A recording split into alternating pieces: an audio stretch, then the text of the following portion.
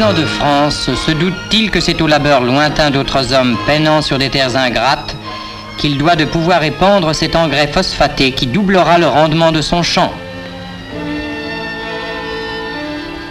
En Afrique, comme en France, le travail du mineur est rude. Au fond, les hommes peinent. Le bruit des marteaux pneumatiques, le chargement des berlines, la difficulté de l'éclairage crée une ambiance particulière, exige une discipline sévère, esprit d'équipe et de règles. Si le métier est dur, il est aussi délicat. Les explosifs ont seuls la puissance voulue pour briser la roche. On fait appel ici à des cartouches spéciales imprégnées d'oxygène liquide.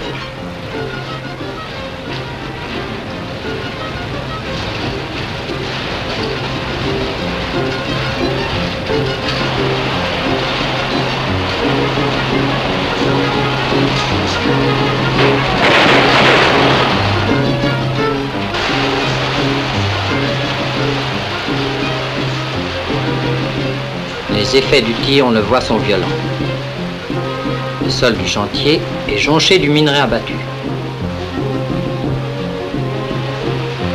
Mais les terrains encaissants ont aussi leur traîtrise. Il faut les connaître, s'en protéger, boiser les chantiers pour y travailler en sécurité.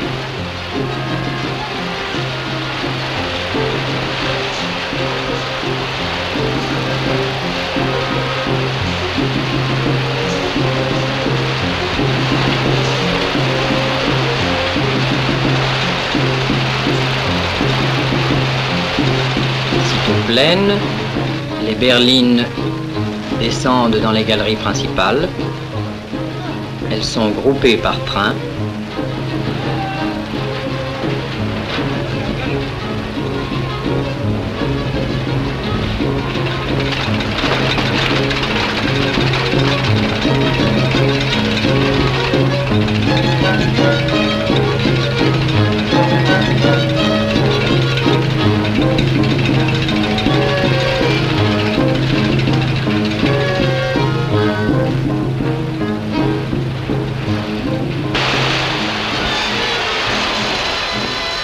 Retardée par la guerre, la mécanisation du travail fait de rapides progrès.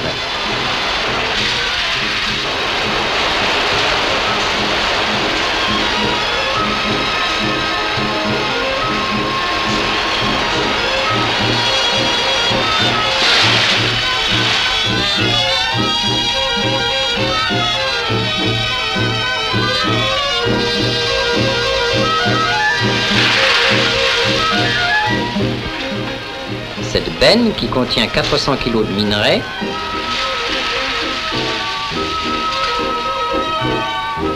est conduite par un seul homme et produit autant que 25 des manœuvres vues en action tout à l'heure. Elle amène le minerai jusqu'au point de chargement. Les berlines s'emplissent l'une après l'autre. Sur la galerie de niveau, spacieuse, bien éclairée, les trains électriques circulent, lourds du minerai venant des chantiers.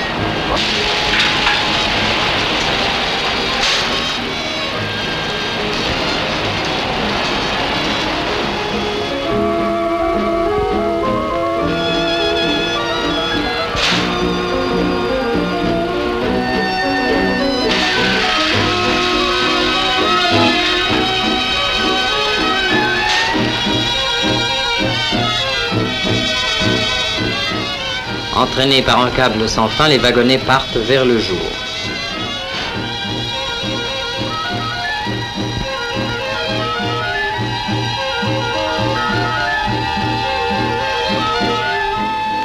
La tâche du mineur est finie. Il quitte son domaine souterrain, revient vers le soleil. C'est vers le cadre de la mine algérienne, n'est ni sans grandeur ni sans attrait.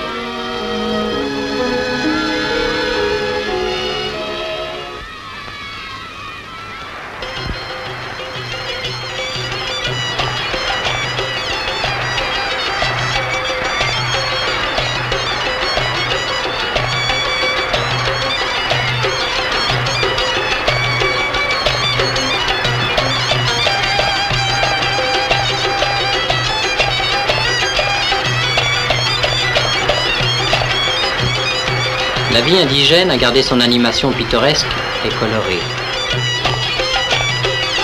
Elle reste un peu dédaigneuse du temps présent, malgré l'apparition anachronique des autocars de grand parcours.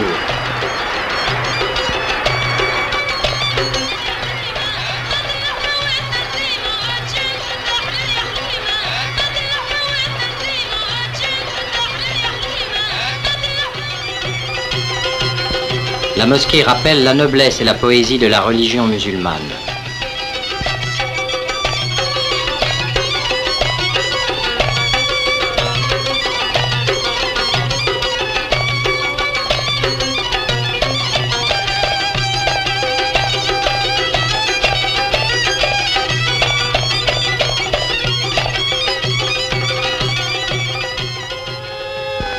Les villas des ingénieurs sont élégantes en même temps que confortables.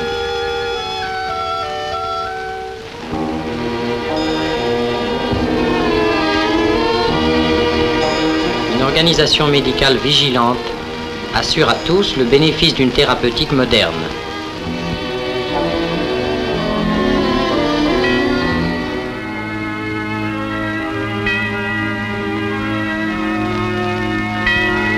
Dans cette chapelle, chef-d'œuvre d'art religieux contemporain, les enfants chantent.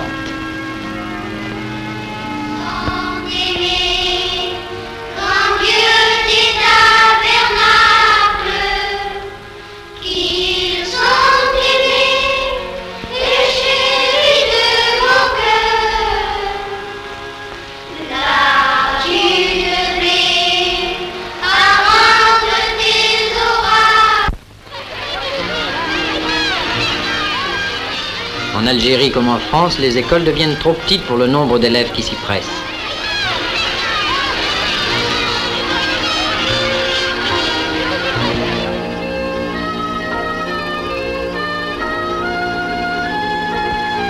L'hygiène, le confort, les loisirs y ont leur place.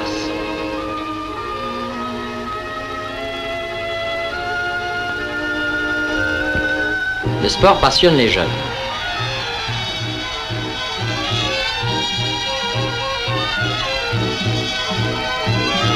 L'équipe des mineurs se mesure avec les plus fortes d'Afrique du Nord. Sur son terrain, devant son public, elle donne le meilleur d'elle-même. Les matchs de championnat constituent pour la population du centre un passe-temps recherché.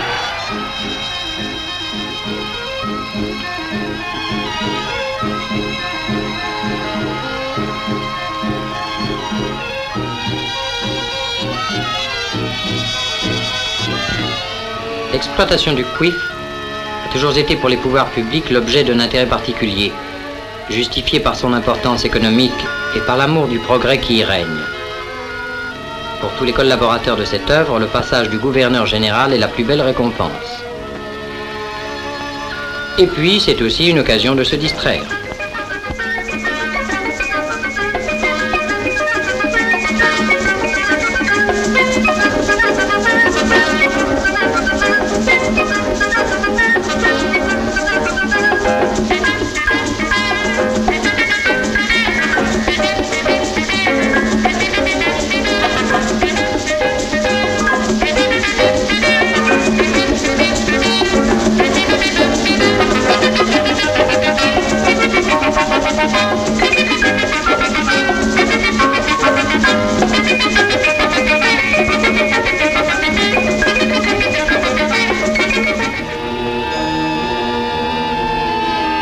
Le travail reprend, les mineurs regagnent les chantiers.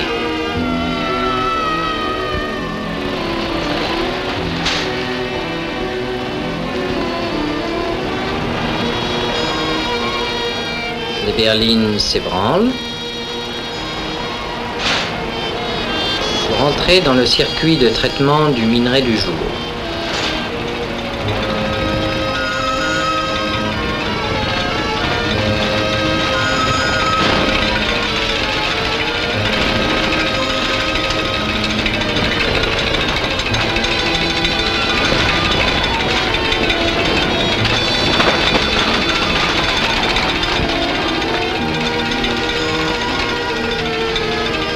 Elles sont détachées du câble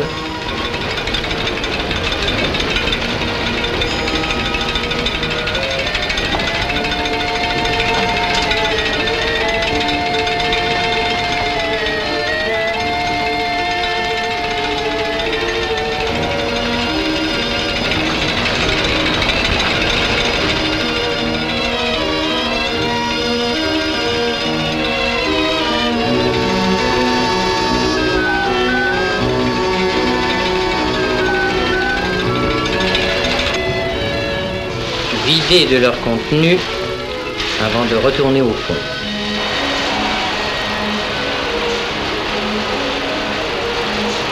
À partir de ce moment, la manutention est complètement mécanisée.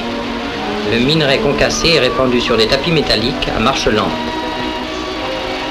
Les jeunes garçons enlèvent les parties stériles qui se reconnaissent aisément.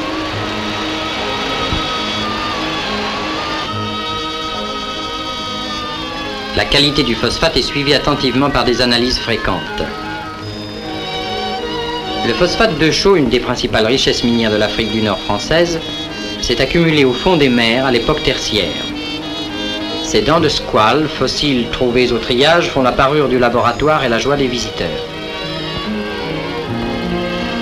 Au passage, regardons rapidement les ateliers d'entretien nécessaires pour assurer le bon état et la marche régulière de toutes les machines de l'exploitation.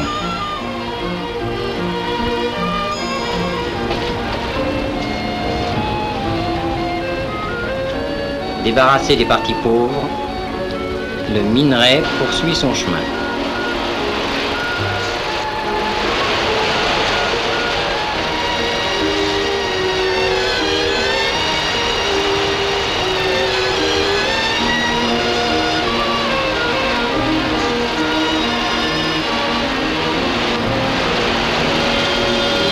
Il est broyé, puis transporté vers les usines de séchage et d'enrichissement.